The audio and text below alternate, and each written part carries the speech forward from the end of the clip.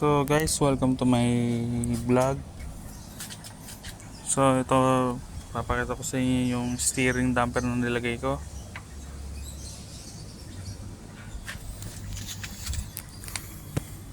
So yan lang ginawa ko. Stainless po siya, na itong flat bar na stainless. Tapos sa loob po niya may tornilyo dito sa gitna. May butas po kasi yung mga chassis natin dito. Tsaka itong haba nito is mga nasa 140 mm. 140 mm. Tapos pagdating doon may thread, tornilyo rin siya na stainless. Pinasadya ko rin.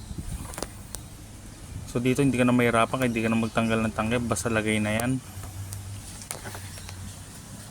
Tapos dito naman sa bracket, pasadya rin. So ito natawaan ko. Grinderin mo yung gitna niyan, bawasan lang yung pinakagitna, itong hati niya.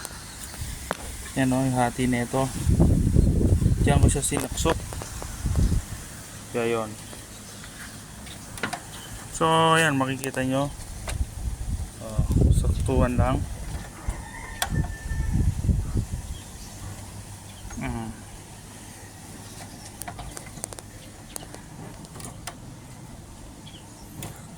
So yan, all-ins siya.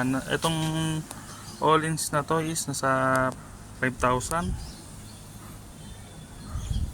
Pero kung bibili kayo ng mga medyo budget meal, meron naman yung CNC aluminum steering damper sa Shopee.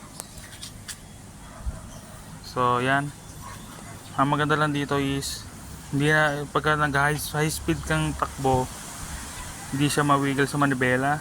Tsaka may adjustment siya to, na-adjust lang siya. Yan. So yun, bukod doon, all goods naman. Mag-isang linggo ng gamit, okay na okay.